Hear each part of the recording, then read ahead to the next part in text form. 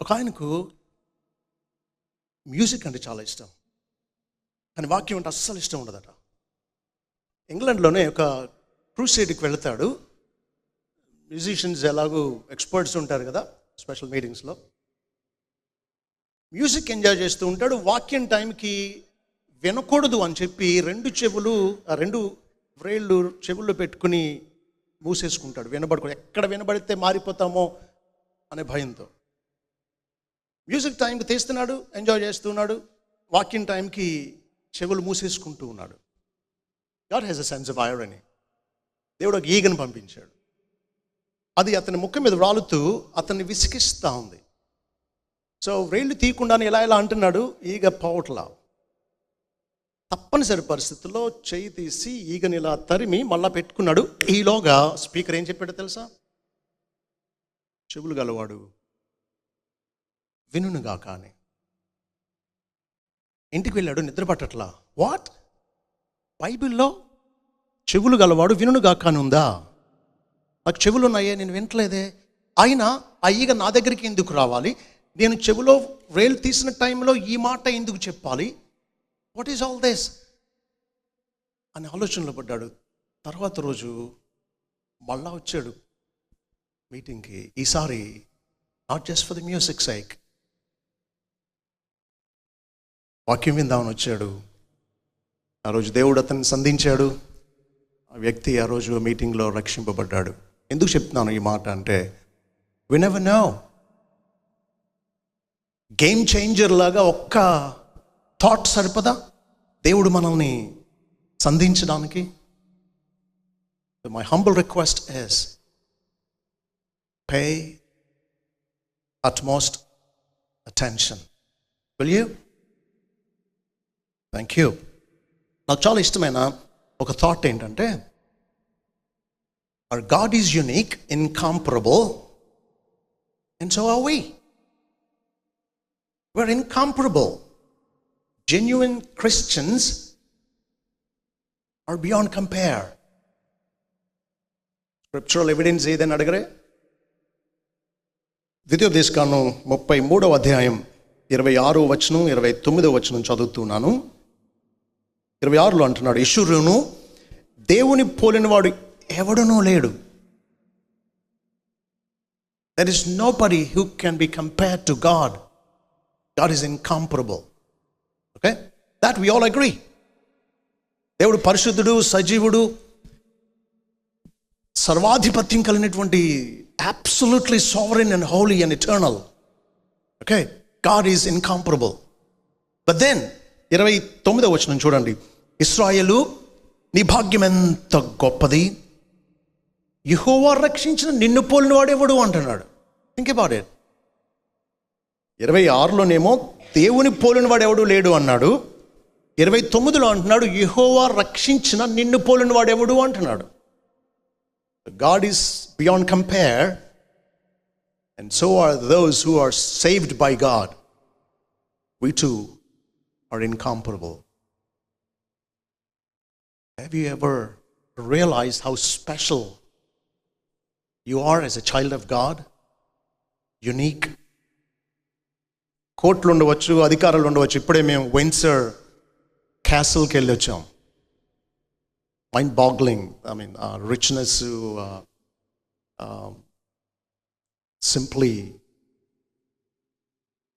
simply beyond imagination. But then, if those who are stinking rich are not born again, are not saved, they don't compare to us. బైబిల్లో మన యూనిక్నెస్ని ప్రభు స్థాపిస్తూ మత్తయి సువార్త 5వ అధ్యాయం 13-14 వచనాల్లో ఇలా అన్నాడు. మత్తయి సువార్త 5వ అధ్యాయం 13-14 వచనాలు. మీరు లోకమునకు ఉప్పు అయి ఉన్నారు.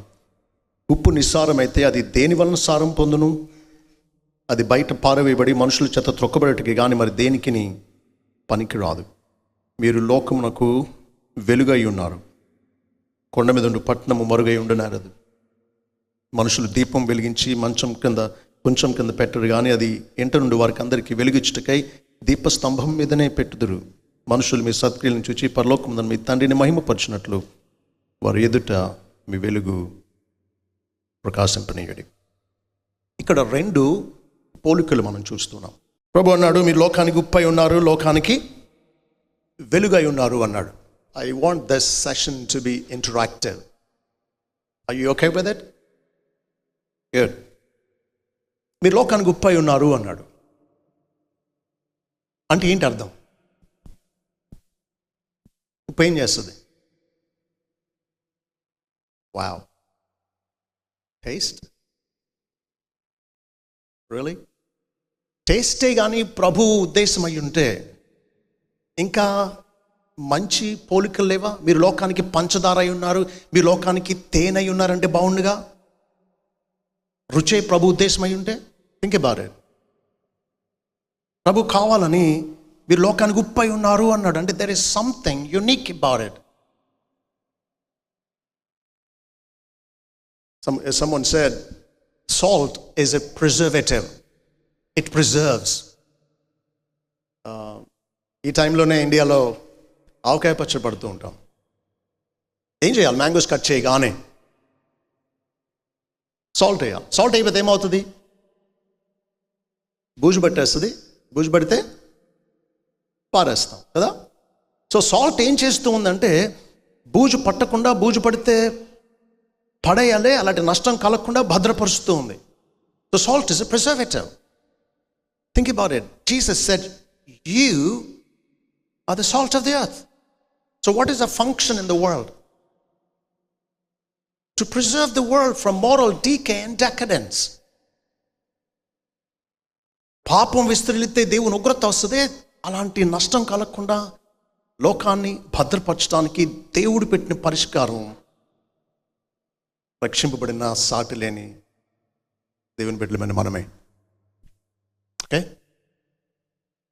చీమలు పట్టుకుండా ఏం చేస్తాం? సాధారణంగా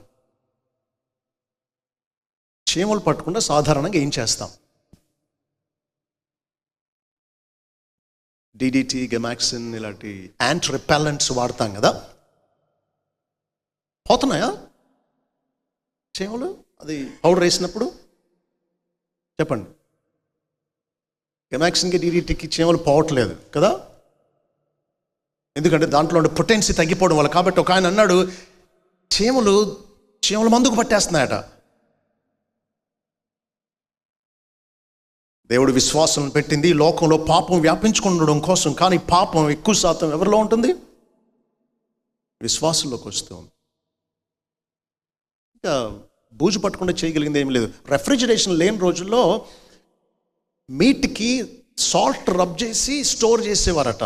డ్రై ఫిష్ ఎందుకు పాడవకుండా ఉంటుంది? సాల్ట్ వల్ల కదా.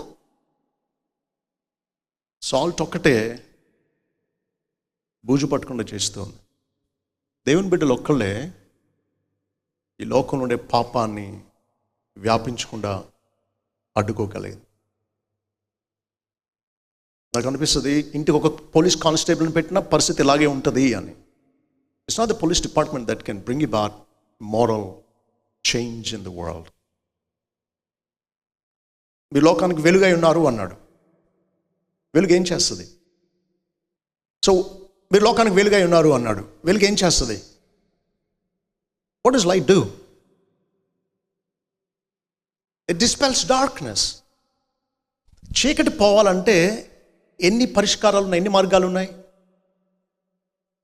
మీరు ఎలా తీసుకురండి? వెలుగు ఒక్కటే పరిష్కారం చీకటికి. తెలుసా? లైట్ ఎప్పుడు వేస్తాం? చీకటిగా ఉన్నప్పుడు కదా. సో మీరు లోకానికి వెలుగై ఉన్నారు అన్నాడు. మనం ఎందుకు అవసరం అయ్యామని చెప్పండి. The presupposition is that the world is in darkness. That's why we are needed as lights. Understand? The darkness అంటే ఆత్మీయంగా 4 అర్థాలు చెప్పుకోవచ్చు. ఒకటి, darkness symbolizes sin. Deeds of darkness అంటే బైబిల్లో as you know every sin takes place secretly in the dark. So darkness symbolizes sin.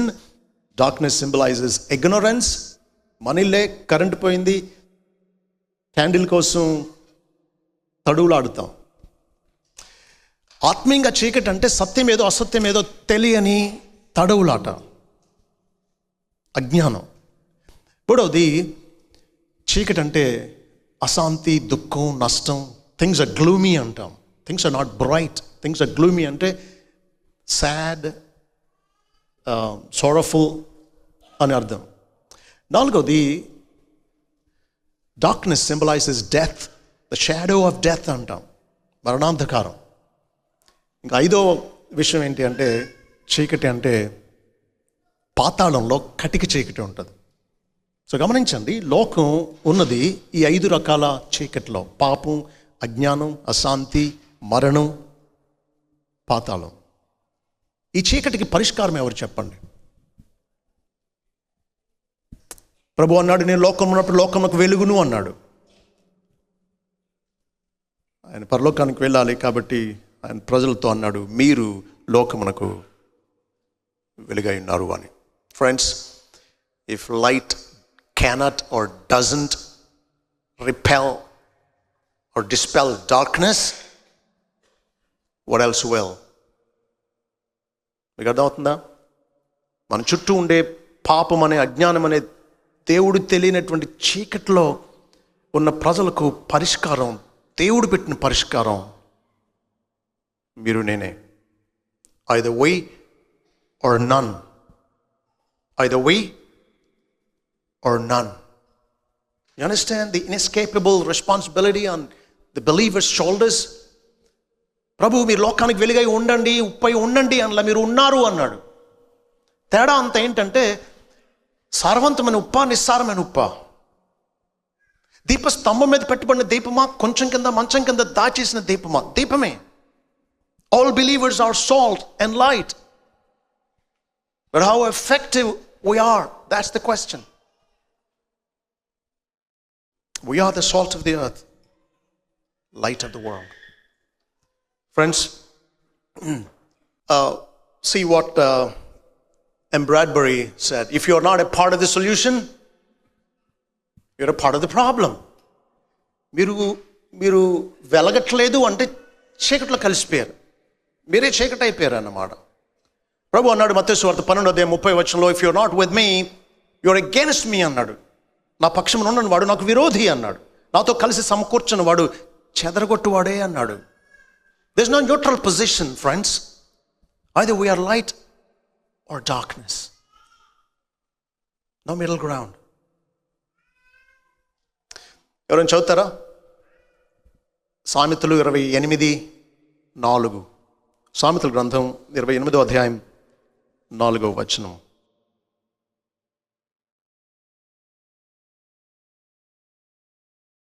ధర్మశాస్త్రమును త్రోసివేవారు దుష్టులను పొగడుచుందురు, ధర్మశాస్త్రం అనుసరించువారు వారితో పోరాడుదురు.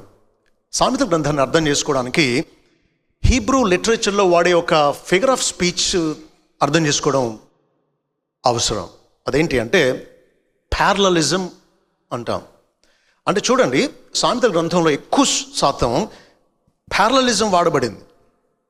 అంటే అర్థం ఏంటి అంటే, మొదటి లైన్లో ఒక విషయాన్ని దాని ఎక్స్ట్రీమ్లో చెప్పి దానికి భిన్నమైన సంగతిని తర్వాత వచనంలో దాని ఎక్స్ట్రీమ్లో చెప్తాడు. రెండింటిని ప్యారలల్గా పక్కన ప్లేస్ చేస్తాడు. అప్పుడు సామెత యొక్క ఇంటెన్సిటీ పెరుగుతుంది అన్నమాట. మీరు గమనించండి, మొదటి లైన్లో వాళ్ళు ఏం చేస్తున్నారు? ధర్మశాస్త్రాన్ని త్రోసేస్తున్నారు. కనీసం దేవుని మాట అనే భయం కూడా లేదు, గౌరవం కూడా లేదు, తోసేస్తూ ఉన్నారు. రెండో లైన్లో ఉన్న వాళ్ళు దాన్ని అనుసరిస్తున్నారు. చదవడం, వినడం, బోధించడమే కాదు, గుడ్ పాజిటివ్ ఎక్స్ట్రీమ్ ఇది, అనుసరిస్తూ ఉన్నారు. సో కొంతమంది తోసేస్తూ ఉన్నారు, కొంతమంది అనుసరిస్తున్నారు. 2 extremes. Okay, so resultant behaviour ఏంటో చూడండి. ధర్మశాస్త్రాన్ని త్రోసేస్తే దుష్టులను పొగుడుతాం, ప్రోత్సహిస్తాం, దుష్టత్వంతో సహకరిస్తాం. ధర్మశాస్త్రాన్ని అనుసరిస్తే మాత్రం దుష్టులతో పోరాటమే అంటున్నాడు. ఫ్రెండ్స్, ఇక్కడ మనమందరం అయితే మన చుట్టూ ఉండే దుష్టత్వంతో పోరాడుతున్నాం, లేదా దుష్టత్వాన్ని పొగుడుతూ ప్రోత్సహిస్తూ అది కొనసాగడానికి సహకరిస్తూ ఉన్నాం అన్నమాట. No middle ground. అందుకే ఒక ఆయన అన్నాడు, all that is essential for the triumph of evil is that good men do nothing. Good men, by simply not doing anything, are indirectly responsible for the triumph of evil. ప్రత్యక్షంగా మనం తప్పు చేయకపోవచ్చు, కానీ పరోక్షంగా తప్పును అడ్డుకోకపోవడం వల్ల తప్పు విస్తరించడానికి మనమే కారణం అవుతున్నాం. మీరు ఆలోచించండి, ఒక ఉన్మాది కత్తి తీసుకుని జనాల్ని చంపుతూ ఉన్నాడు అనుకుందాం. అందరూ ప్రేక్షక పాత్ర వహిస్తున్నారు అనుకుందాం. వాడు చంపేది, కానీ వాడిని అడ్డుకోకపోవడం వల్ల పరోక్షంగా వాడు మిగతా వాళ్ళని చంపడానికి మనం కారణం అవ్వటం లేదా? మనం ఆపితే ఆగుతాడుగా. ఎవడో ఒకళ్ళు తెగించి వాడిని కొట్టి ఆడి చేతిలో లాక్కుంటే మిగతా వాళ్ళకి హాని చేయడుగా. Friends, can we afford to do nothing as the light of the world and salt of the earth when we see all corruption around us? మేము వస్తూ ఉంటే నూడ్ డెమాన్స్ట్రేషన్ జరుగుతుంది. ఆ సెంటర్ పేరు ఏంటో నాకు తెలియదు, కానీ we couldn't just believe our eyes. The world is in darkness, headed for hell. What's our responsibility? Just to gather, have fun? Is that the reason we are here on earth?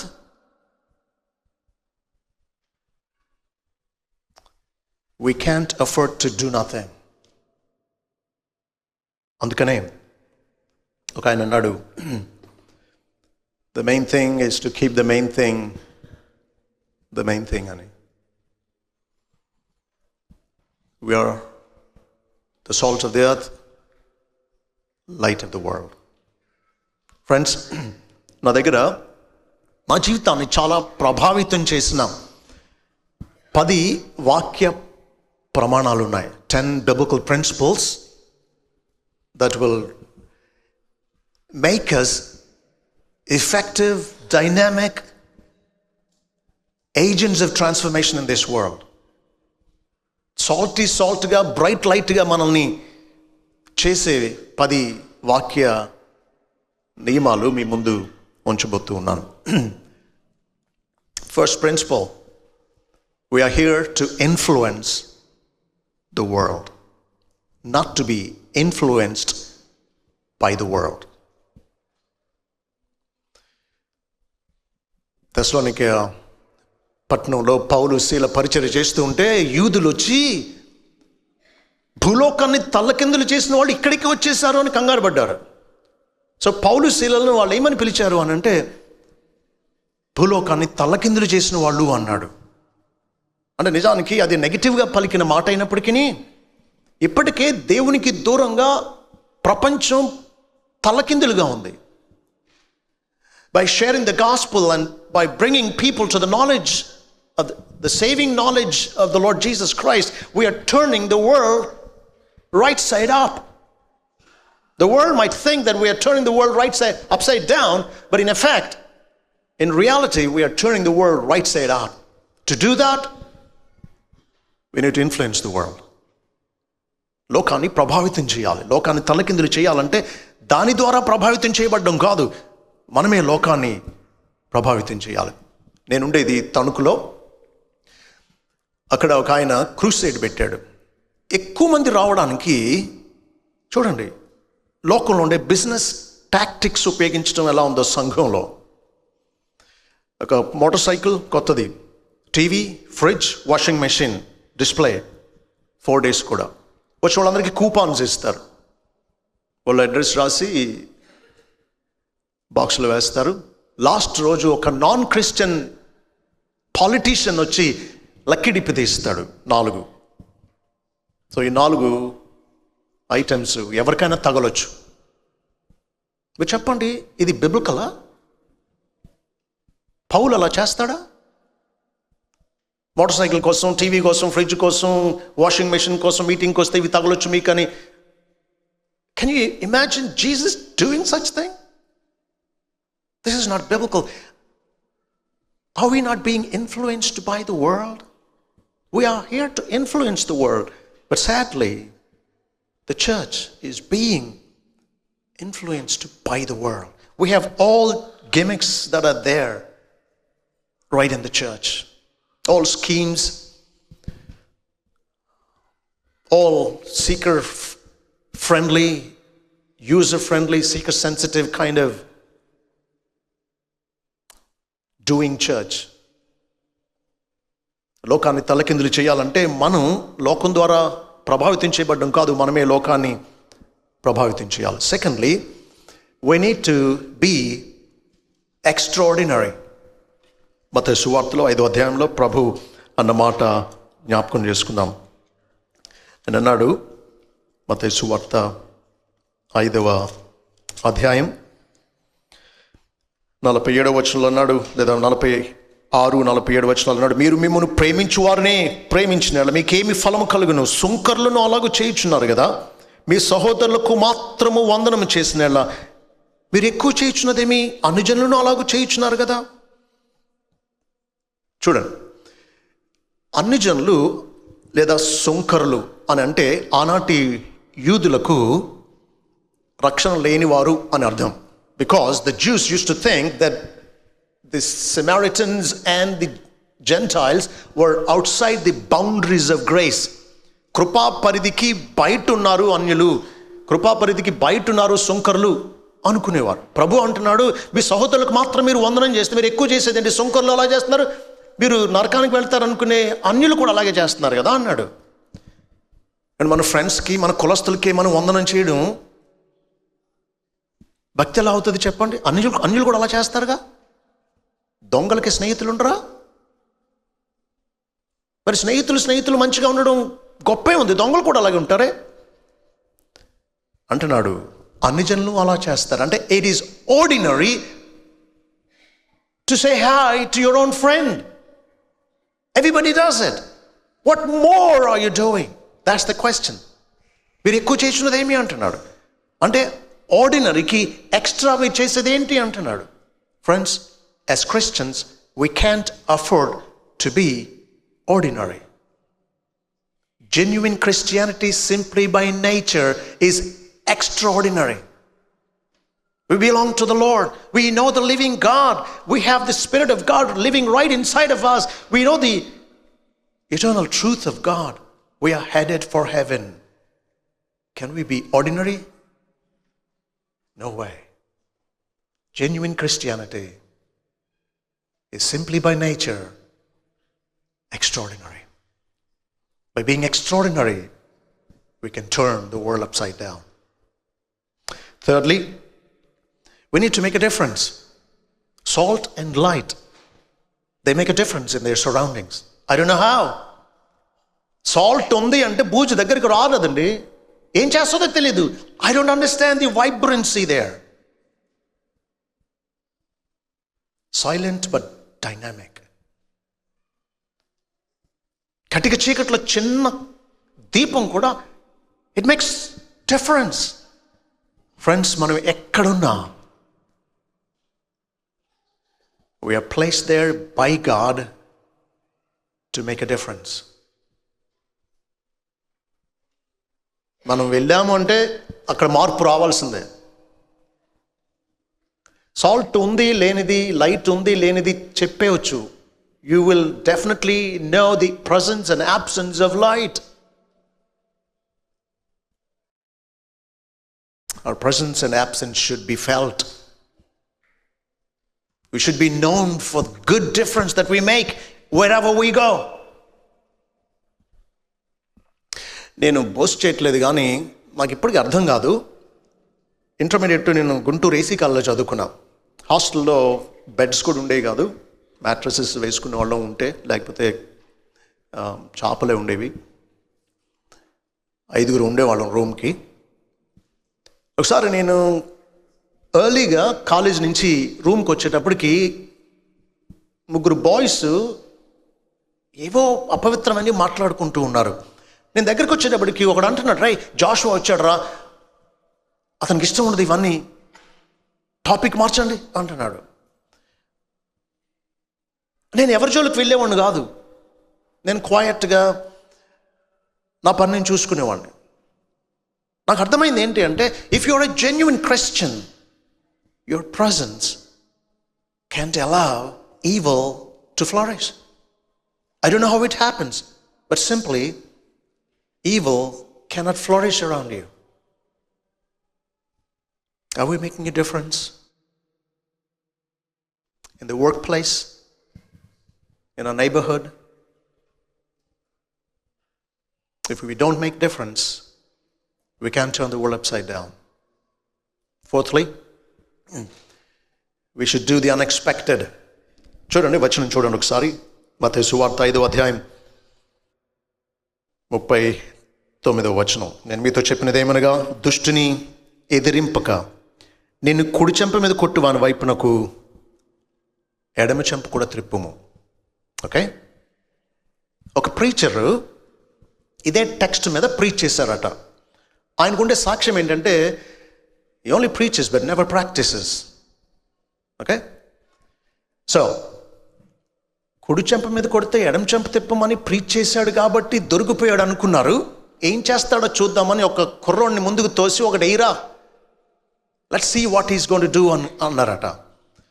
So కుర్రోడు వెళ్ళి ప్రీచర్ని ఒక్కటి కొట్టాడంట. కొట్టేటప్పటికి అంతకంటే గట్టిగా reverse కొట్టేశాడంట తిరిగి preacher.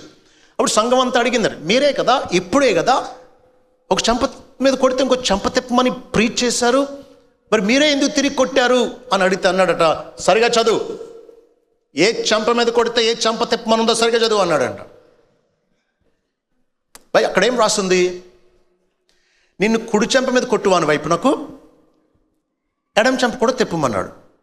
Normally we're all right handed కదా, కుడి చేతి వాటం గలవాళ్ళం. కుడి చేతితో మనం అవతల వ్యక్తిని కొట్టామనుకోండి, వాళ్ళకి ఏ ప్రక్క తగులుతుంది, వాళ్ళ లెఫ్టా వాళ్ళ రైటా? కమాన్, వాళ్ళు లెఫ్ట్ కదా. కానీ బైబిల్ ఏం రాస్తుంది, if somebody strikes you on the right turn the other. కానీ కొట్టింది ఎక్కడ, లెఫ్ట్ కదా. లెఫ్ట్ మీద కొడితే తిప్పమని లేదు కాబట్టి నేను తిరిగి కొట్టాను అన్నాడట. Out of context you divorce a word or a text and you build a doctrine. That's how all false doctrines are developed. Kani context is king antam. In terms of interpretation, biblical interpretation lo, hermeneutics lo, context is king. Ante sandarbham ఆ పదానికి రాజులాగా భావాన్ని నిర్ణయిస్తుంది. Context ఏంటి, దుష్టుని ఎదిరింపక, నేను కుడి చెంప మీద కొట్టువాని వైపునకు ఎడమ చెంప కూడా తిప్పమన్నాడు. అయినా ఎందుకు వచ్చింది ఈ సమస్య? ప్రభు నేను ఎవరైనా ఎడమ చెంప మీద కొడితే కుడి చెంప తిప్పమన్నాడు సరిపోనుగా, ఎక్కువ శాతం మనం కుడి చేతి వాటం గలవాళ్ళం కదా. నో, డెలిబరేట్గా కుడి చెంపే అని వాడాడు ప్రభు. It has to be making sense. అనాలోచనగా ప్రభు ఏ పదం వాడు కదా. There is no unnecessary word in the Bible. So biblical ఇంటర్ప్రిటేషన్లో గ్రామాటికల్, హిస్టారికల్, హెర్మెనూటిక్స్ వాడాలి. కాబట్టి చూడండి, ఆ రోజుల్లో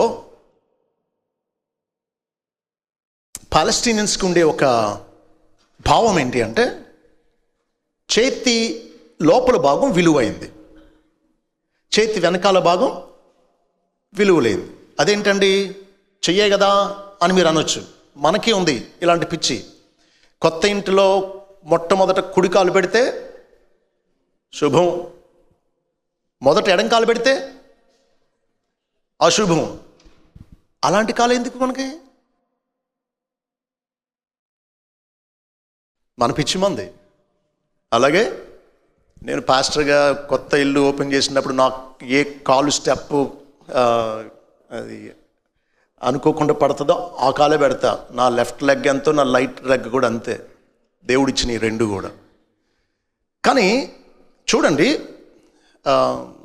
ఇది ఒకవేళ మా కోడలు అమెరికన్, మీరు ఆమె దగ్గరికి వెళ్ళి కొత్త ఇంట్లో నేను పిలిస్తే ఎడంకాలు పెట్టాడు అని అన్నారు అనుకోండి మీరు, సో వాట్ అంటది. ఎందుకు?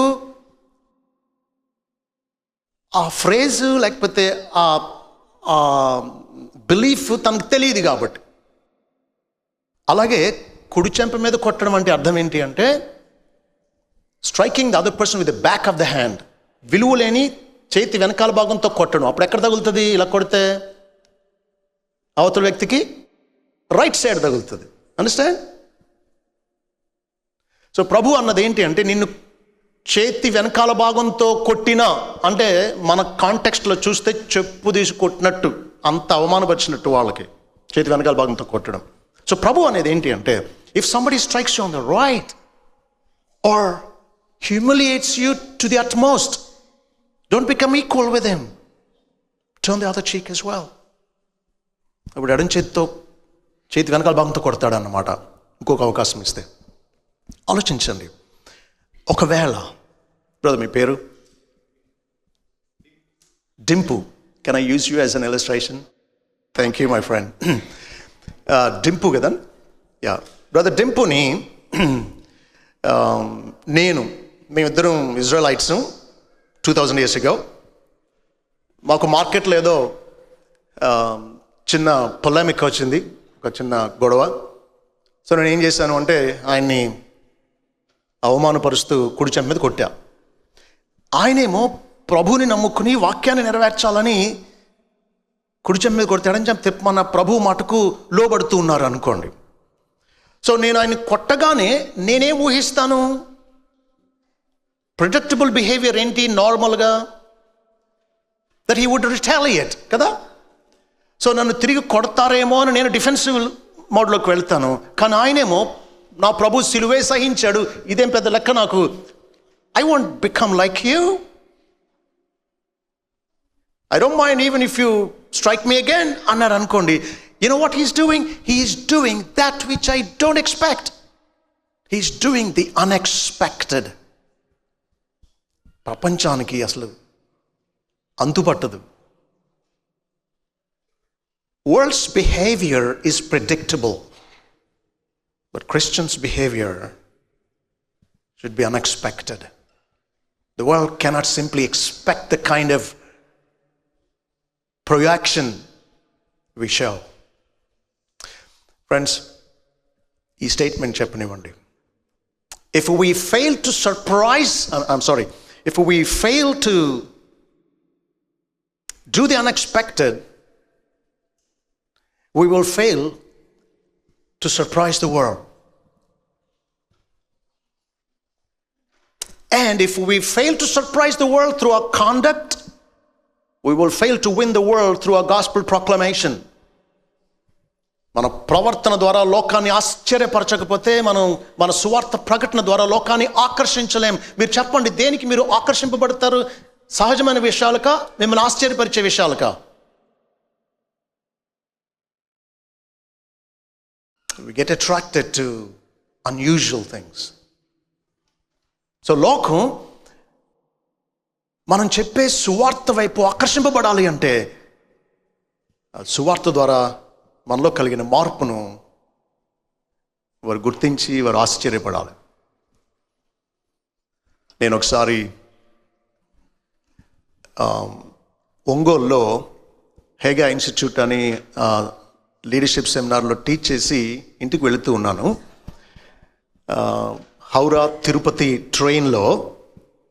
తిరుపతి హౌరా ట్రైన్లో తణుకు వెళ్ళాలి. టికెట్ తీసుకున్న తర్వాత నాకు 70 రూపాయలు ఉన్నాయి జేబులో. రిజర్వేషన్, స్లీపర్ కోచ్లో రిజర్వేషన్ ఆ రోజుల్లో 58 రూపాయలు కట్టాలి. కానీ ఉట్టి 58 రూపాయలు ఇస్తే టీటీఈ వర్తిస్తాడా? ఇవ్వడు. ఎందుకు వచ్చింది గొడవ అని చెప్పి నేను జనరల్ కంపార్ట్మెంట్లో వెళ్దాం అనుకుంటున్నాను. ఈలోగా ఏమైందంటే TT ఎదురయ్యాడు. our eyes met, so I had the courage to ask him, sir, is there room? Computerised కదా, ఈ లిస్ట్ చూసుకున్నాడు. ఒక బర్త్ ఖాళీగా ఉంది. తణుకు నుంచి ఒక ఆయన చేయించుకున్నాడు రిజర్వేషన్ హౌరాకి. తణుకు వరకు ఖాళీ ఉంది కాబట్టి బర్త్లో కూర్చొని నేను వస్తానన్నాడు. మరి ఇది కంప్యూటరైజ్ అయిపోయి అంత ఫిలప్ అయిపోయినందువల్ల ఏంటో తెలియదు, రాలా. విజయవాడలో ఇంకొక టీటీ మారాడు, ఆయన కూడా రాలా. తణుకు 10:30కి వెళ్ళాల్సింది 11:30కి వెళ్ళింది నైట్. ఆ రోజులు సెల్ ఫోన్స్ లేవు. నా భార్య కంగారు పడుతూ ఉంటుంది. కాబట్టి చెప్పండి, దగ్గర 70 రూపీసే ఉన్నాయి టికెట్ కొనగా. సో డబ్బులు ఎక్కువ లేనప్పుడు నేను వెళ్ళింది దేవుని పని మీద. సో దేవుడు రిజర్వేషన్ కంపార్ట్మెంట్లో రిజర్వేషన్ ఫీ పే చేయకుండానే ప్రయాణం చేసే సౌఖ్యం ఇచ్చాడు. హల్లెలూయా. ఏమండి నిజమా? రిజర్వేషన్ ఫీ పే చేయకుండా రిజర్వేషన్ కంపార్ట్మెంట్లో ప్రయాణం చేయొచ్చా? అతను వస్తే కట్టాలా? అతను రాలేదు కాబట్టి ఎగ్గొట్టొచ్చా? కాబట్టి నేను ఏం చేశానంటే ట్రైన్ దిగ్గానే టీటీ కోసం వెతికా. అవతల బోగిలో కనబడ్డాడు. Sir, I've travelled in reservation compartment, the TT forgot to take money from me, I will pay you, can you give me a receipt అన్నా.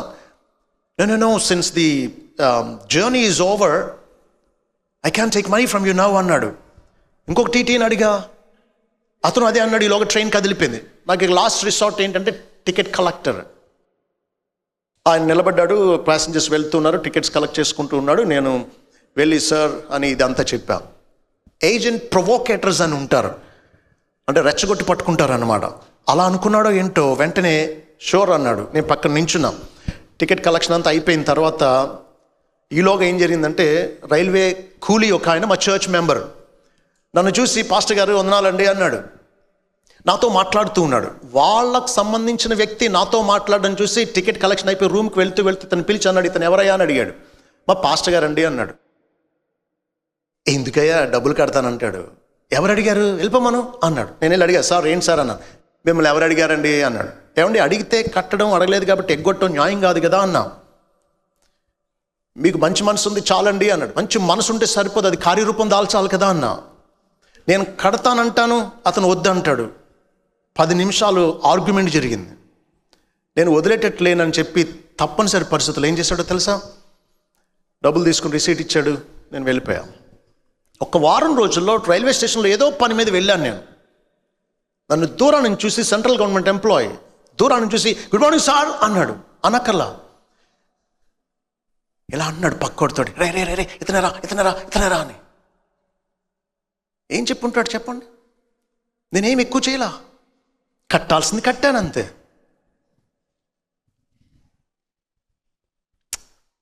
మనం నీతిగా జీవిస్తూ ఉంటే లోకానికి ఆశ్చర్యం కలుగుతుంది.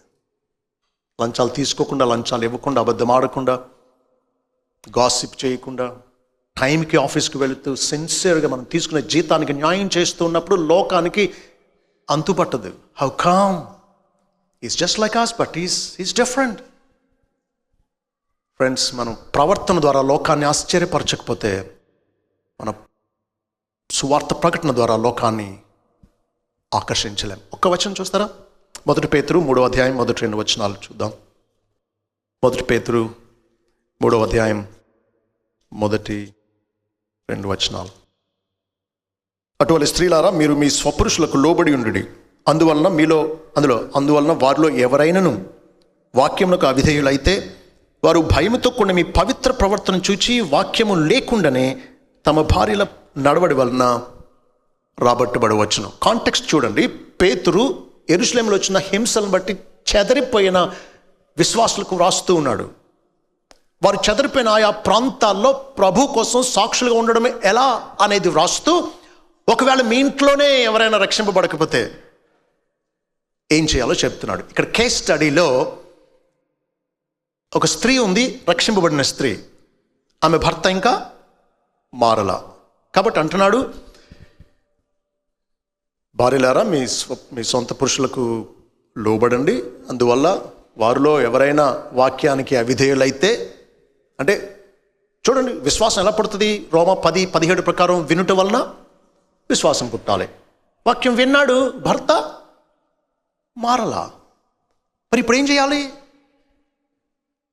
పేతురు అంటున్నాడు, వారిలో ఎవరైనా వాక్యానికి అవిధేయులైతే భయముతో కూడిన మీ పవిత్ర ప్రవర్తన చూచి వాక్యం లేకుండానే రాబట్టబడొచ్చు అంటున్నాడు. అంటే సువార్త వింటే మారనటువంటి వాళ్ళు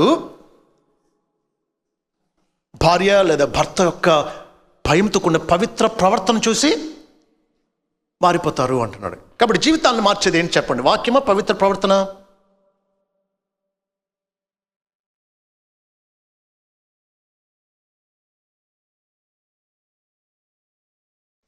చాలా తెలివిగలవాడు, చాలా చోట్ల దొరికిపోతూ ఉంటారు.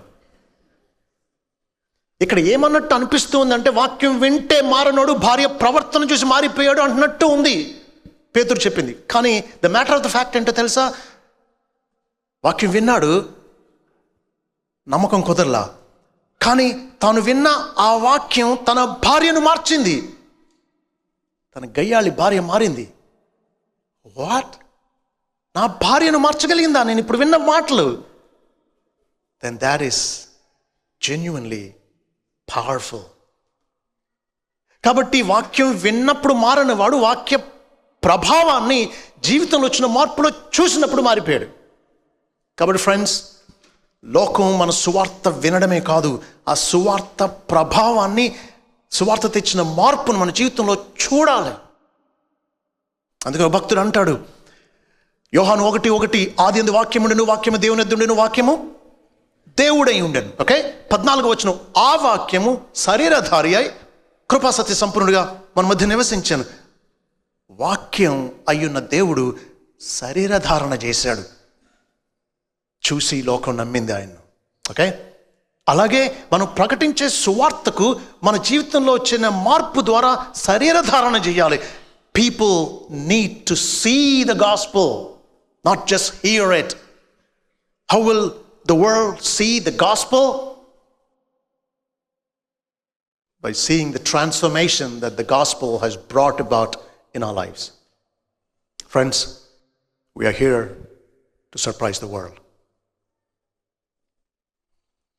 అంతేకాదు, we need to make history. ఇప్పుడు దాకా ఐమ్ సారీ, మీకు ఒక విషయం చెప్పడం మర్చిపోయాను. పైన చూడండి, మత్తయి సువార్త 5:41 ప్రభు అన్న మాట ఒకసారి చూడండి. అని అన్నాడు, ఒకడు 1 మైలు దూరం రమ్మని నిన్ను బలవంతం చేసిన వానితో కూడా 2 మైళ్ళు వెళ్ళు అన్నాడు. మిమ్మల్ని ఎవరైనా బలవంతం చేశారా 1 మైలు దూరం రమ్మని? చెప్పండి. నన్నైతే ఎవరు చేయలేదు. అసలు ఇండియాలో మైల్సే వాడం, కిలోమీటర్స్ వాడతాం. కాబట్టి ఇది ఇక్కడ వర్తించదు కదా. చెప్పండి. ఒక బిబిలికల్ ప్రిన్సిపల్ని మన జీవితానికి అన్వయించుకోవాలి అని అంటే ఆ మాట ఇమ్మీడియట్ ఆడియన్స్ అంటాం. అంటే ప్రభు 2000 సంవత్సరాల క్రితం ప్రజలతో ఆ మాట పలికినప్పుడు వాళ్ళకి ఏమర్థమైందో అర్థం చేసుకుంటే ఇప్పుడు దాన్ని మనం అన్వయించుకోవడం ఈజీ అవుతుంది. ఒకడు 1 మైలు దూరం రమ్మంటే 2 మైళ్ళు వెళ్ళమంటాం. వాళ్ళకి ఏమర్థమైంది అంటే హిస్టారికల్ కాంటెక్స్ట్ చూడండి. ఆ రోజుల్లో రోమా ప్రభుత్వం ప్రపంచమంతట్లో అతి శక్తివంతమైన ప్రభుత్వం. చాలా దేశాలను జయించి తమ సైన్యాన్ని పెట్టి ట్యాక్స్ వసూలు చేయడానికి సైన్యాన్ని పెట్టి సైనికులకు రోమా ప్రభుత్వం ఇచ్చిన ప్రత్యేకమైన రైట్స్లో, హక్కుల్లో ఒక హక్కు ఏంటంటే తాము పట్టి పరిపాలిస్తున్న ప్రజల్లో ఎవరినైనా సరే కిడ్ బ్యాగ్ మోయడానికి మైలు దూరం బలవంతం చేయొచ్చు. ఓకే, కాదంటాం కుదరదు. కాబట్టి ఒకవేళ రోమా సైనికుడు దిగాడు అనుకోండి ఇటలీ నుంచి యెరూషలేం పట్టణంలో, ఇది యెరూషలేం పట్టణం అనుకుందాం. అతను చూడగానే వీడు ఎక్కడ వాడి బ్యాగ్ మోయమంటాడో అని తప్పించుకుని తిరగడానికి ట్రై చేస్తాం సాధారణంగా. ఎందుకంటే ఇశ్రాయేలుకు అన్యులైనటువంటి రోమీలు యెరూషలేం పట్టణంలో కాలు మోపడం తట్టుకోలేకపోతూ ఉన్నారు. అలాంటిది ఒక శత్రువైన, అన్యుడైన శత్రువైన బ్యాగ్ని తమ దేశంలో మోయడం జీర్ణించుకోలేకపోతూ ఉన్నారు. ప్రభు అంటున్నాడు, మిమ్మల్ని ఎవరైనా 1 మైలు దూరం రమ్మని బలవంతం చేస్తే 2 మైళ్ళు వెళ్ళు అంటున్నాడు. వచ్చేటికి 4 మైళ్ళు అవుతాయి. అర్థం ఏంటి అంటే రోమా సైనికుడు దిగాడు, అప్పటి వరకు పారిపోయి తప్పించుకుని అయిష్టంగా దొరికిపోతే బలవంతంగా మోసి మైలు దూరం రాగానే విసిరేసి వెళ్ళిపోయేటువంటి వ్యక్తి ప్రభు మాటలు విని, హాయ్ మై ఫ్రెండ్, నీ క్యాంప్ 2 మైళ్ళ దూరంలో ఉంది కదా, ఇంకొకరిని చూసుకోక్కర్లేదు, నేను 2 మైళ్ళు వస్తాను, సరదా మాట్లాడుకుంటూ వెళ్దాంరా అని అనేటప్పటికీ రోమా సైనికుడికి జీవితకాల ఆశ్చర్యం కలుగుతుంది. ఎందుకో తెలుసా? అత్యంత శక్తివంతమైన ప్రభుత్వమే ఒక వ్యక్తిని మైలు దూరం వరకు బలవంతం చేయగలదు. కానీ ఇదేంటి, ఇష్టపూర్వకంగా, స్వచ్ఛందంగా 2 మైళ్ళు నిన్ను వచ్చేటట్లు ప్రేరేపించే గవర్నమెంట్ రోమా ప్రభుత్వం కంటే ఉన్నతమైన ప్రభుత్వం క్రింద ఉన్నట్టున్నావే. That's right my friends, we're under a higher authority. than the authority of man, whatever government that is. లోకం ఆశ్చర్యపోవాలి మనం ఉండే దేవుని అధికారాన్ని బట్టి, లోకానికి మించిన నైతిక ప్రవర్తన మనం ప్రవర్తించడం వల్ల. So we need to make history. How? ఎవరు ఇప్పుడు దాకా 2 మైళ్ళు ఇష్టపూర్వకంగా వెళ్ళాలా, మీరు వెళుతూ ఉన్నారు కాబట్టి ఏం చేస్తూ ఉన్నారు? చరిత్ర సృష్టిస్తూ ఉన్నారు. ఫ్రెండ్స్, సాదా సీదాగా బతికి చచ్చిపోకూడదు మనం. ఇశ్రాయేలు నీ భాగ్యం ఎంత గొప్పది, యెహోవా రక్షించిన నిన్ను పోలిన వాడెవడు అన్నాడు. ఇలాంటి వాళ్ళు మిగతా వాళ్ళలాగా సాదా సీదాగా బతికి చచ్చిపోతామా? No way. ఫ్రెండ్స్, చచ్చిన చేప ప్రవాహంతో కొట్టుకుపోతుంది, బ్రతికిన చేప ప్రవాహానికి ఎదురుతుంది. ఎప్పుడైనా చూసారా చేప ఎలా ఎలా వెళ్తుంది ప్రవాహానికి? ఎందుకు? దీంట్లో జీవం ఉంది కాబట్టి. చచ్చిపోయిన దాంట్లో లైఫ్ లేదు కాబట్టి అది ప్రవాహం ఎటు కొట్టుకుపోతుంది అంతే. లోకంతో పాటు కొట్టుకుపోయేది దైవ జీవం లేని వాళ్ళండి. దేవుని బిడ్డలం ఈ లోక పద్ధతులకు భిన్నంగా ఎదురీదుదాం, చరిత్ర సృష్టిద్దాం. తణుకులో మా చర్చ్కి ఎలక్ట్రిసిటీ కనెక్షన్ కోసం అప్లై చేయాలి చాలా సంవత్సరాల క్రితం. ఎలక్ట్రికల్ ఆఫీస్లో లంచం ఇస్తే కానీ పని అవ్వదు. మరి క్రైస్తవులు లంచం ఇవ్వచ్చా? ఇవ్వకూడదు. దుష్టత్వంతో చేతులు కలపకూడదు కదా. సో నేను ఇంకొక పాస్టర్ ఇద్దరం కలిపి ప్రార్థన చేసుకుని ఆఫీస్కి వెళ్ళాం. కావాల్సిన పేపర్స్ అన్నీ ఉన్నాయి, wiring certificate, DD plus application. ఆఫీస్లో చూశాడు, అంత బాగుందని ఫైల్ చేసుకున్నాడు.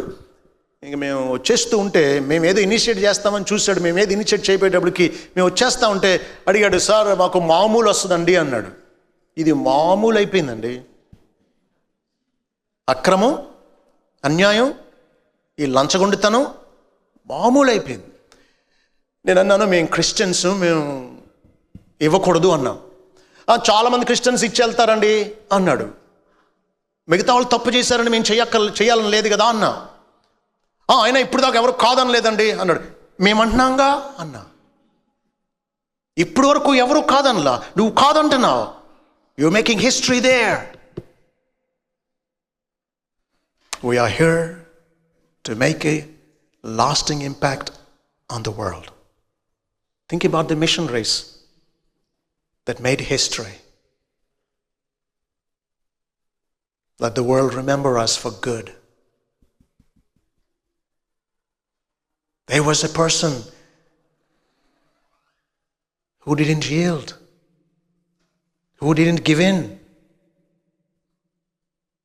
He lived a special kind of influential, vibrant Christian life. Because of him, a lot of lives were transformed. That's the kind of testimony, legacy we need to leave.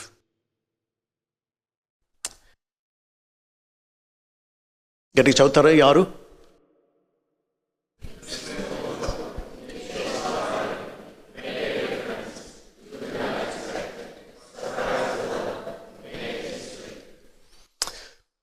Be exemplary.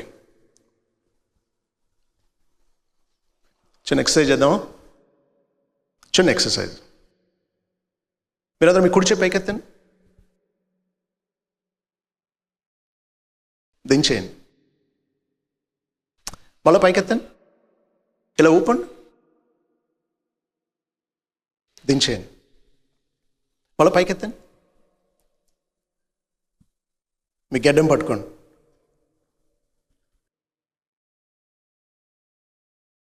నేనేమన్నాను, మీరేం చేస్తున్నారు? మీరు జెన్యూన్గా నేను చేసినట్టు చేసింది ఎంతమంది చెప్పండి? అట్లీస్ట్ ఇనీషియల్లీ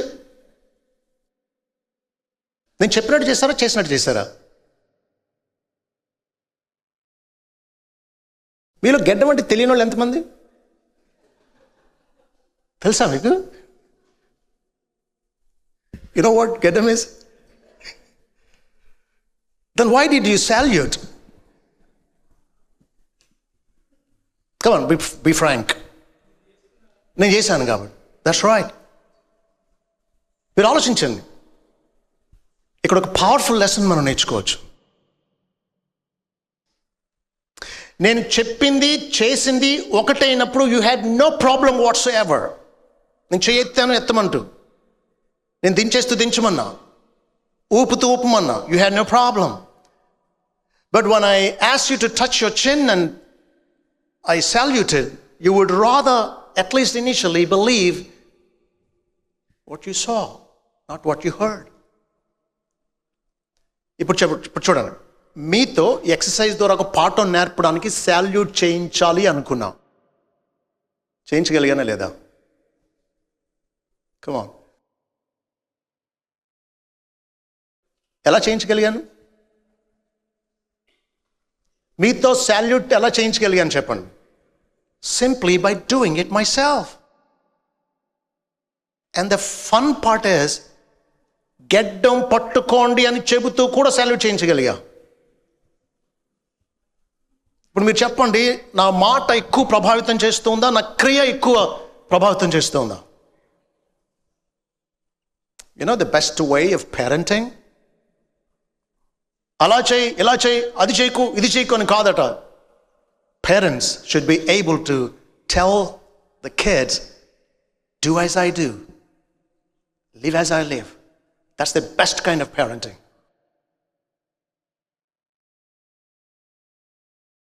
ఒక ఆయన అన్నాడు, the single most powerful tool in the hands of a leader is his exemplary life అంటాడు. నాయకుని చేతిలో ఉన్న అతి శక్తివంతమైన పనిముట్టు ఏంటి అంటే తన మాదిరికరమైన జీవితమే. By doing it, you help others how to do it. By living a dynamic Christian life, you're making it easy for others to live like you. To turn the world upside down or right side up, the best way is to be exemplary. Be holy. Be holy. The world is sinful, but you are here as salt and light to turn the world right side up. How can you do that? That is by being holy, because holiness is the Christian's prerogative. పరిశుద్ధత అనేది క్రైస్తవుల సొంతం అండి. క్రీస్తును నమ్మి ఆయన రక్తంలో కడుగుబడిన వాడికి తప్ప పరిశుద్ధంగా జీవించడానికి ఎవడికి సాధ్యమండి? ఐమ్ సారీ, మీకు తెలుసు, కొంతమందిని ఇండియాలో మిస్టర్ క్లీన్ అంటారు. మన్మోహన్ సింగ్ ఆఫీస్ కార్ని టైం అయిపోయాక డ్రైవర్ ఇంటికి పంపేస్తాడు. తన కూతుర్ని పబ్లిక్ ట్రాన్స్పోర్ట్ వాడమంటాడు, ఆఫీస్ కార్లో వెళ్ళినవాడు. Mister clean. Is he really clean? Spiritually speaking, just because people have some scruples or moral standards or some kind of ethics, do you think they are holy? ఆలోచించండి. 40 రోజులు బట్టల రంగులు మార్చి దీక్ష చేసి తాగుడు మానేశాడు వ్యక్తి. పరిశుద్ధుడు అయిపోయాడా? ఇది ఎలా ఉందంటే, ఒక త్రాగుబోతు, ఒక వ్యభిచారి, ఒక జోదగాడు, పిల్లలకి హాస్పిటల్ కూడా డబ్బులు ఉండట్లేదు చేతిలో, ఏది పొలాలు అమ్మేస్తూ ఉన్నా సరే, ఒకరోజు పశ్చాత్తాపడి చచ్చా ఇక నుంచి నేను అప్పులు చెయ్యను, తాగను అనుకున్నాడు. మంచిదే, కానీ ఇప్పుడు దాకా చేసిన అప్పులో unless the past is taken care of, your beginning is not fresh. కాబట్టి యేసుక్రీస్తు రక్తంలో కడుగుబడితే తప్ప నీ మలినం పోదు. ఇప్పుడు నువ్వు నీతిగా ఏదో కొన్ని మంచి అలవాట్లు చేసినంత మాత్రాన పరిశుద్ధుడు అయిపోవు. కాబట్టి పరిశుద్ధత క్రైస్తవుల సొంతం. నువ్వు నేనే పరిశుద్ధంగా జీవించకపోతే ఇంకెవడికి సాధ్యం, ఎవడికి అవసరం చెప్పండి. అయినా పరిశుద్ధంగా ఉండడం అంటే ఏంటి అర్థం? Can you tell me what it means to be holy? మీ ఇంగ్లాండ్లోనే పరిచయం చేసిన ఒక గొప్ప భక్తుడు జేసీ రాయల్, ఆయన హోలీనెస్ అని ఆ టైటిల్తోనే బుక్ రాశాడు.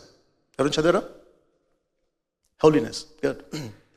ఆయన ఇచ్చిన సింపుల్ డెఫినేషన్ ఏంటో చూడండి. I just love this definition. You know what he said? To be holy is to hate what God hates and to love what God loves. కానీ విచారం ఏంటంటే, we hate God what God loves and we love what God hates.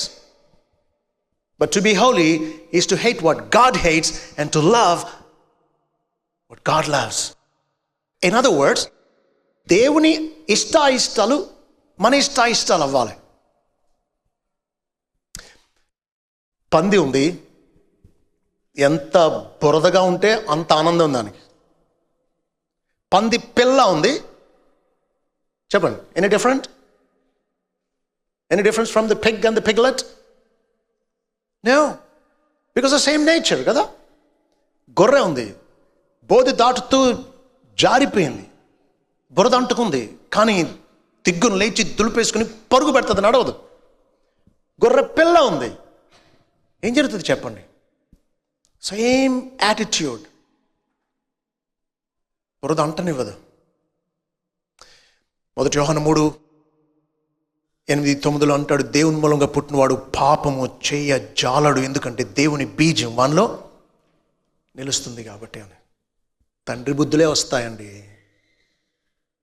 ఆఖరికి చెవిలో వెంట్రుకలతో పాటు దిగిపోతాయి, నడక దగ్గర దిగిపోద్ది మొత్తం. ఎందుకు? మరి ఇంకెవరి వస్తాయి? తండ్రి బుద్ధులే వస్తాయి పిల్లవాడికి. మనం నిజంగా దేవుని బిడ్డలం అయితే ఆయన ఇష్టపడే దాన్ని ఇష్టపడాలి, ఆయన అసహించుకునే దాన్ని మనం కూడా అసహించుకోవాలి. To be holy is to hate what God hates and to love what God loves. Only by being holy we can turn the world right side up. Amen. Ninthly, we need to set standards. లోకాన్ని ప్రభావితం చేసి దాన్ని తల్లకిందులు చేయాలి అంటే పౌలు శీలల్లాగా మన ఉన్నతమైన ప్రమాణాలను స్థాపించుకుంటూ వెళ్ళాలి. నేను ఇందాక అన్నట్టు ప్రవాహంతో కొట్టుకుపోవడం కాదు, ఉన్నతమైన ప్రమాణాలతో చరిత్ర సృష్టిస్తూ ఎదురు ఈదాలి. Let's see what it is to set standards. సాధారణంగా 4 రీతిలుగా స్పందిస్తాం. We do evil for good. అవతల వాళ్ళ దగ్గర నుంచి మేలు పొందాం, కానీ ఒక్కొక్కసారి తిరిగి కీడు చేస్తాం. తిన్న ఇంటి వాసాలు లెక్క పెట్టడం అంటారు. ఎవరో స్ట్రేంజర్ అని ఇంట్లో చేర్చుకుని భోజనం పెడితే వాడు వాసాలు లెక్క పెడుతున్నాడు, ఎన్ని వాసాలు ఉన్నాయి, రాత్రికి ఎక్కడి నుంచి కన్నం వేయొచ్చు అని. మేలు పొంది కీడు చేయడం అనేది మనం చూస్తూ ఉంటాం. రెండవది ఈవిల్ ఫర్ ఈవిల్. అయితే మేలు పొంది కీడు చేయడం ఇది పైశాచిక స్వభావం, demonic attitude to do evil for good. Okay, so to repay evil for evil is whose nature? కీడుకు కీడు చేయడం ఎవరి స్వభావం చెప్పండి? పశు స్వభావం అండి. It's beastly. You know what? Snakes won't attack you all by themselves. Simply. Dogs don't bite you all by themselves. Only when you corner them, only when you try to harm them, offense is their best form of defense. That's why they attack us. కాబట్టి కీడుకు ప్రతికీడు చేయడం ఎవరి స్వభావం? జంతు స్వభావం, పశువుల స్వభావం. అయితే ఇప్పుడు చెప్పండి, గుడ్ ఫర్ గుడ్ ఇది ఎవరి స్వభావం? మానవ నీచ స్వభావం. అదేంటి, మంచికి మంచి చేయొద్దు అంటారా ఏంటి అని అంటున్నారా? మంచి చేస్తేనే చేయడం నీచం కాదా? ఉదాహరణకి మనం పెళ్ళిళ్ళలో చదివింపులు దేన్ని బట్టి ఆధారపడి ఉంటాయి చెప్పండి?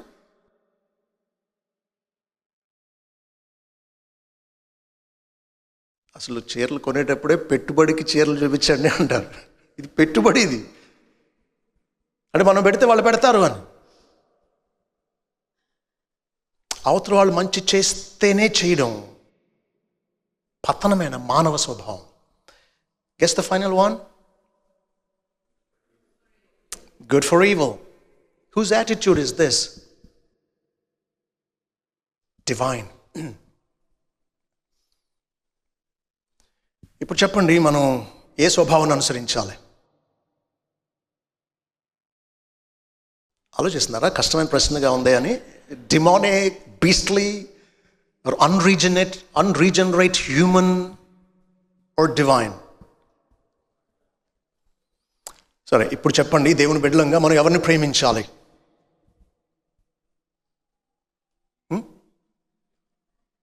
చెప్పండి, మనం ఎవరిని ప్రేమించాలి? కీడు చేసిన వారిని? అంటే మీ ప్రేమ పొందాలంటే మీకు కీడు చేయాలా? మనం ఎవరిని ప్రేమించాలి అని అంటే regardless of whether they are friends or enemies, we need to love them because that is being divine. Friends, మీకు ప్రిన్సిపల్ చెప్పనివ్వండి. దేవుని ప్రేమ రెండు రకాలు. ఎఫెసీ 5:1 ప్రకారం మీరు ప్రియులైన పిల్లల వలె దేవుని పోలి నడవండి అన్నాడు. So we need to imitate God. God's love is two kinds. So if we imitate God, our love should also be two kinds. Okay? దేవుని ప్రేమ రెండు రకాలు. Common grace, special grace. Common grace ఏంటి? లోకమంతా మనుషులు దేవుని సంతానమే. కాబట్టి మత్తయి సువార్త 5వ అధ్యాయం 45వ వచనంలో అంటున్నాడు, ఆయన చెడ్డవారి మీదను మంచివారి మీదను తన సూర్యుని ఉదయింపజేసి నీతిమంతుల మీదను అనీతిమంతుల మీదను వర్షం కురిపించుచున్నాడు. మీరు చెప్పండి, మంచోళ్ళు పొలాలే పండుతాయా? దేవుని నమ్ముకున్న పిల్లలే యూకే వస్తున్నారా? Common grace. మీ పిల్లలు, నలుగురు పిల్లల్లో మీకు లోబడేవాళ్ళు నలుగురు సమానంగా లోబడకపోవచ్చు, కానీ నలుగురికి భోజనం పెడతారా లేదా? రోగం వస్తే నలుగురిని హాస్పిటల్ తీసుకెళ్తారా లేదా? దేవుడు ఎంత మంచివాడో చూడండి. యెహోవా అందరికీ ఉపకారి. So in his common grace God loves everybody, righteous and unrighteous. కాబట్టి మనం ఇప్పుడు ఎవరిని ప్రేమించాలి? దేవుని పోలి అందరినీ ప్రేమించాలి. కానీ స్పెషల్ గ్రేస్ ద్వారా దేవుడు ఎవరిని ప్రేమిస్తున్నాడు అంటే, యేసుక్రీస్తునందు విశ్వాసం ఉంచి ఆయన ఆశ్రయించిన వారిని శాశ్వతంగా విశేషంగా ప్రేమిస్తున్నాడు. వారి పాపాలు క్షమించి వారిని రాజ్యానికి అర్హులుగా చేసి వారికి పరిశుద్ధాత్మను అనుగ్రహించి వారి ప్రార్థనలు ఆలకిస్తూ ఈ లోకంలో కాపాడి పోషించి స్వస్థపరిచి దీవించింది చాలదన్నట్టు తన రాజ్యంలో తనతో నిత్యం ఉండేటట్టు సింహాసనం మీద తనతో పాటు ఉండి ప్రపంచం అందరిని ఏలేటట్టు హెచ్చిస్తూ ఉన్నాడు.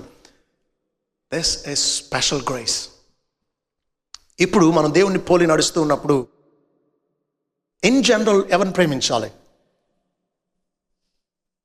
శత్రువు, మిత్రుడు, క్రిస్టియన్, నాన్ క్రిస్టియన్ తేడా లేకుండా ప్రేమించాలి.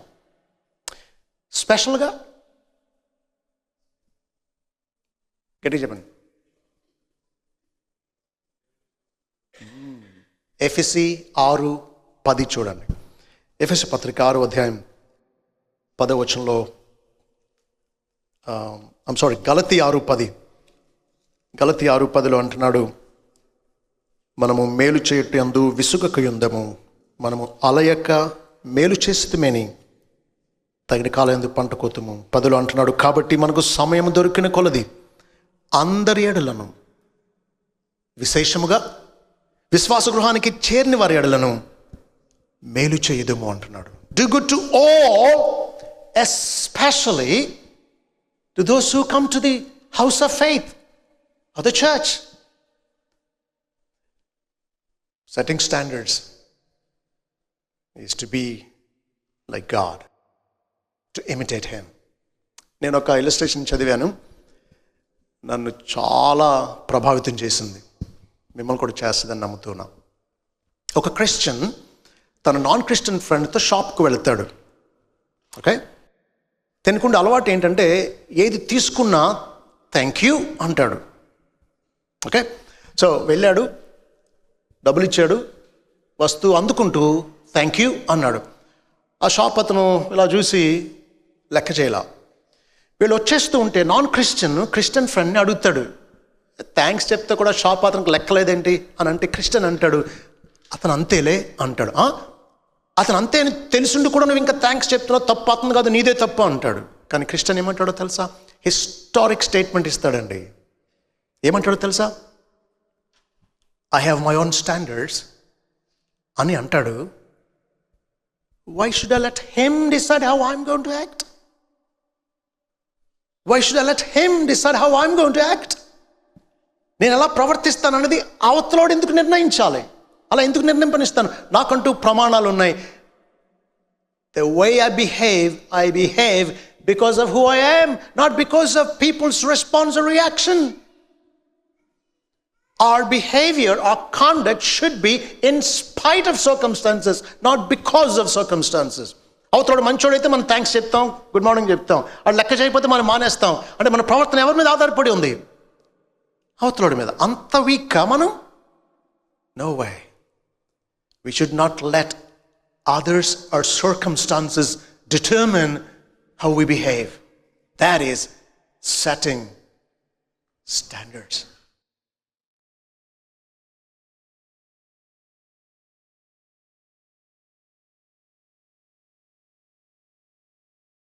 గట్టి చదువుతారా? 9.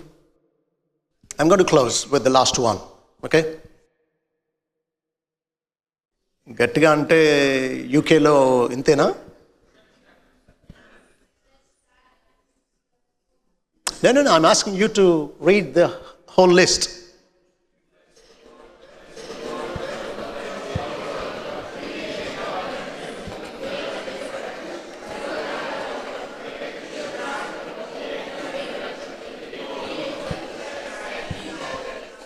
And finish well.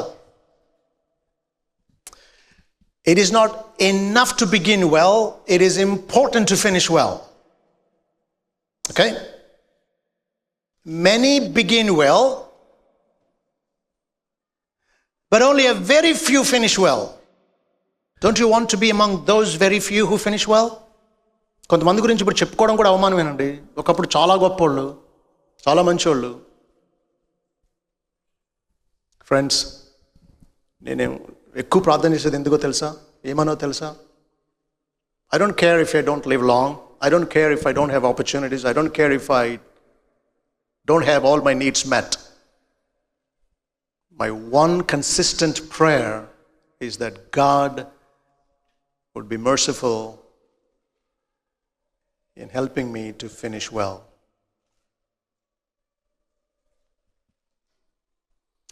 100 సంవత్సరాల తర్వాత చచ్చిపోవడం కంటే ఈలోగా ఎక్కడో తప్పిపోయి ఇప్పుడు రమ్మంటే వెళ్ళడం నాకు ఇష్టం. I want to finish well, friends. Don't you want to finish well? Isn't it important to finish well?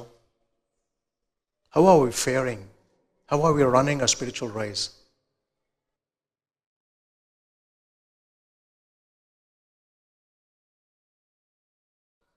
ఈ 10 ప్రిన్సిపల్స్ కానీ ఉన్న కొద్దిమంది మనం కానీ అనుసరించగలిగితే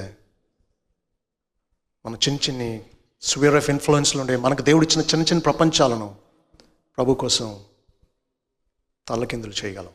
ఆమేన్. ఒకసారి ఫైనల్గా చదువుతారా?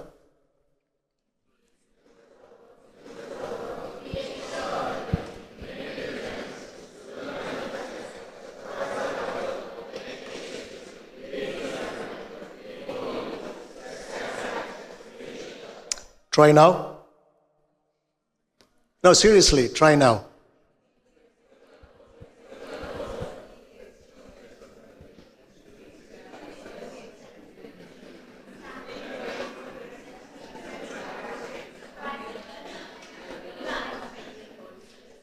ఒకసారి మళ్ళీ చదువుకుంటారా?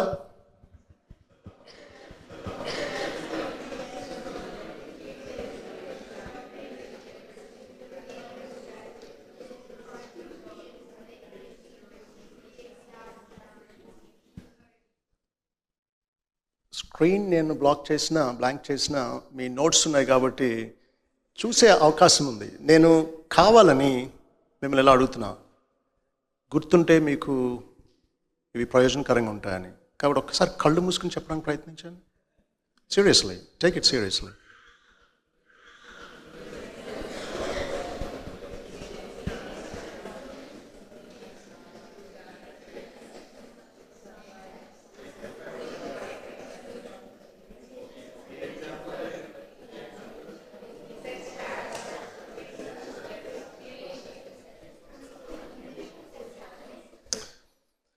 ప్రేమ స్వరూపి, మీకు స్తోత్రాలు.